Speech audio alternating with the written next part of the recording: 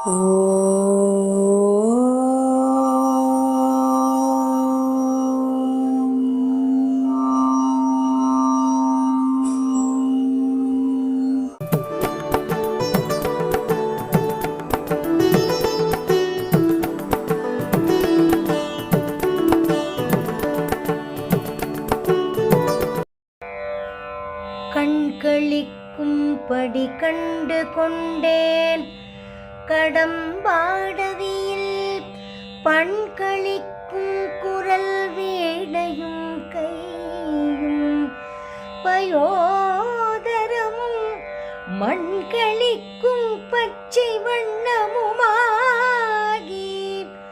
மதங்கற்குல பெண்களில் தோன்றிய எம்பெருமாட்டிதன் பேரழகே. அனைத்து ஆன்மீக நண்பர்களுக்கும் சுஜாவின் அன்பு கலந்த வணக்கம். முந்தைய 69வது பாடலில் அம்பிகையின் கடைக்கண்களின் பார்வையால் கிடைக்கும் செல்வங்களை பாடி துதித்த பட்டர் இந்த 70வது பாடலில் தன் கண்களால் அவளை மீனாட்சியாக தரிசித்து மகிழ்ந்ததை விவரிக்கிறார். பாருங்கள். கண்களிக்கும்படி கண்டு கொண்டேன் கடம்பாடவியில் பண்களிக்கும் குரல் வீணையும் கையும் பயோதரமும் மண்களிக்கும் பச்சை வண்ணமும் ஆகி மதங்கர் குலப் பெண்களில் தோன்றிய எம்பெருமாட்டி தன் பேரழகே.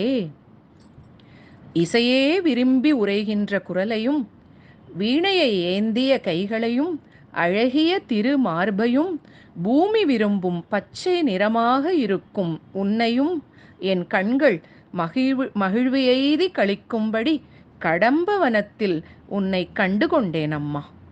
மதங்கர் குலத்தில் உதித்த உன் அழகை என் கண்களால் கண்டு தரிசித்து விட்டேன் அம்மா என்று மாதங்கி என்ற நாமமுடைய மீனாட்சியை தன் அகக்கண்ணால் தரிசித்து தியானம் செய்கிறார் பட்டர் இப்பாடலில். பண்கள் என்றால் ராகத்தோடு அமைந்த பாடல்கள். 7 ஸ்வரங்களுக்குள் தான் எத்தனை விதமான ராகங்கள்! இந்த ராகங்களை கேட்க கேட்க நம் மனம் எவ்வளவு மகிழ்ச்சி அடைகிறது! அந்த ராகங்களிலிருந்து பிறந்த இசையே அம்பாளின் குரல் இனிமையை கேட்டு மகிழ்ந்து அந்த குரலசைவில் உறைந்து நிற்குமாம். அப்படி அவளின் வாக்ஸ்வரூபத்தை பட்டர் மனத்தில் கண்டு களிக்கிறார். மத்தியமா வைகரி ரூபா பஷ்யந்தி பரதேவதா என்று லலிதா சகஸ்ரநாமத்தில் அம்பிகையை வசின்யாதி வாக்தேவதைகள் துதித்திருப்பார்கள். பஷ்யந்தி என்ற வாக் தொடக்கத்தில் வரும். மிகவும் மென்மையானதாக இருக்கும். வைகரி என்பது வலிமையான வாக்கு. இவை இரண்டுக்கும் இடைப்பட்டதுதான் மத்தியமா. இப்படி 3 விதமான வாக் ஸ்வரூபங்களாக பரதேவதையான அம்பாளே இருக்கிறாள். எல்லோருக்கும் எல்லாவற்றுக்கும் தலைவி அவள்தான். தமிழில் வல்லினம் மெல்லினம் இடையினம் என்று இதை கூறுவார்கள். அவளுடைய குரலுக்கு வீணையின் நாதத்தை கூட ஒப்பிட முடியாது.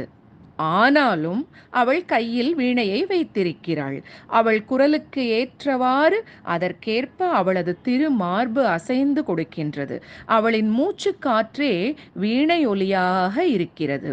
இதைத்தான் பட்டர் பண்களிக்கும் குரல் வீணையும் கையும் பயோதரமும் கண்களிக்கும்படி கண்டுகொண்டேன் என்று பாடுகின்றார். முன்னொரு காலத்தில் யாழ் என்னும் ஒரு இசைக்கருவி இருந்தது. அதுவே சிறிது மாறி வீணையாக ஆகிவிட்டது.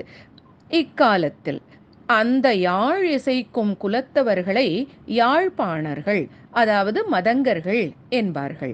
அந்த குலத்தில் உள்ள குலப்பெண்களில் ஒருத்தியாக அம்பிகை அவதரித்தாள். அவள் அளவிட முடியாத பேரழகாக இருந்தாள். அவளே மதுரையில் மலையத்வஜ பாண்டியனுக்கு புதல்வியாக மீனாட்சியாக யாகத் தீயிலிருந்து உதித்தாள். அதைத்தான் பட்டர் மதங்கர் குலப்பெண்களில் தோன்றிய எம்பெருமாட்டி தன் பேரழகை கண்களிக்கும்படி கண்டுகொண்டேன் என்கிறார். அந்த மதுரை தலம் ஒரு காலத்தில் கடம்ப மரங்கள் சூழ்ந்த காடாக இருந்தது. கடம்ப மரம் ஒரு தெய்வத்தன்மை பொருந்திய மரம்.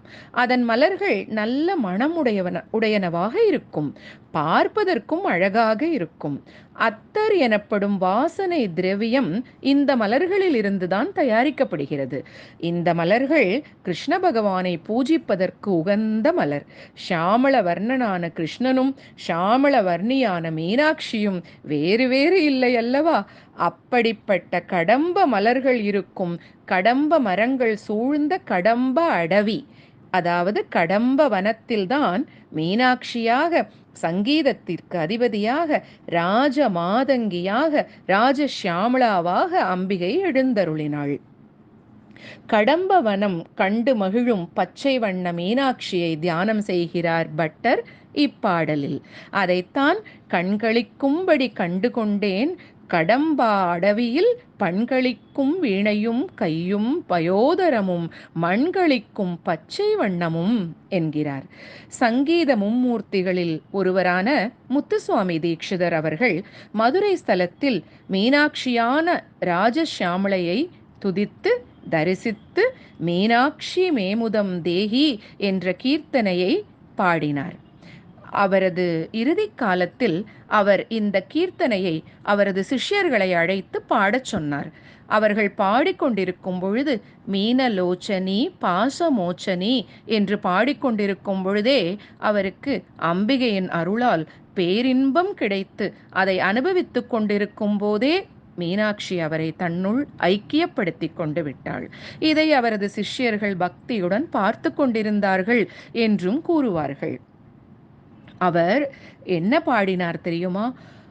மான மாத்ருமேயே மாயே மரகதச்சாயே சிவஜாயே மீனலோச்சனி பாசமோச்சனி மானினி கடம்பவன வாசினி என்று ஞானத்திற்கும் அறிவிற்கும் தலைவியான கடம்பவனத்தில் வசிக்கும் பச்சை வண்ண மீன் போன்ற நீண்ட அழகிய கண்களையுடைய மீனாட்சியை சங்கீதத்தில் உபாசித்தார்.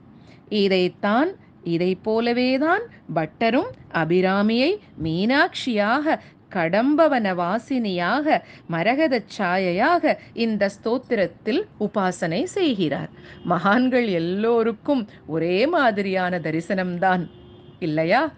ஒரு ஸ்தோத்திரத்தில் காமாட்சியாக, ஒரு ஸ்தோத்திரத்தில் சிவகாமவல்லியாக, ஒரு ஸ்தோத்திரத்தில் துர்காதேவியாக, மகாலட்சுமியாக, ஞானாம்பிகையாக, ஒரு ஸ்தோத்திரத்தில் பாலாம்பிகையாக, லலிதா மகா திரிபுர சுந்தரியாக, விதவிதமான ஸ்வரூபங்களில் பட்டருக்கு தரிசனம் கொடுத்த அம்பிகை இந்த ஸ்தோத்திரத்தில் கடம்பவன வாசினி மீனாட்சி அம்மனாக தரிசனம் கொடுக்கிறாள்.